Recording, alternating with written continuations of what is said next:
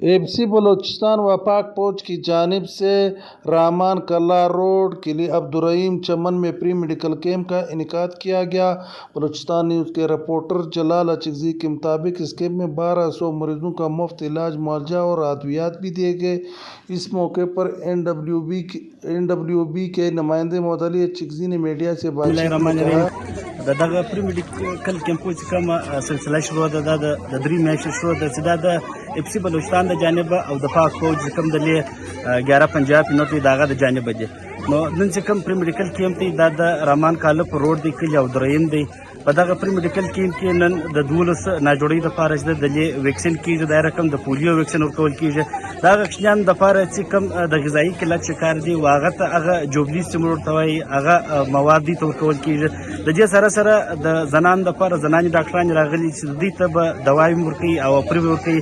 دا رقم دوه د فوج ډاکټران راغلي چې هغه به د ماشومان د لپاره د علاج کوي او دوی ته به پری میډیکل ورکوي. نو کوم تاسو والو دغه پری میډیکل کیمپ کې هر څه چې دی هغه بالکل پری دی کې موسم بدل شوی دی.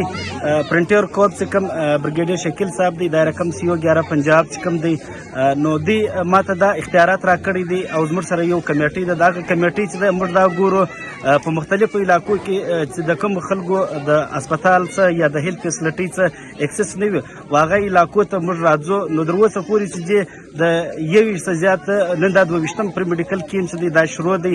نو دا پیورلی په میریټ بیس باندې دی او په هغه علاقو کې د کوم علاقو د خلکو اکسس هسپتال یا هیلث فیسلټیز ته نشته. چونکې د فوج یو ډیر سترونګ سرویلنس میکانیزم دی.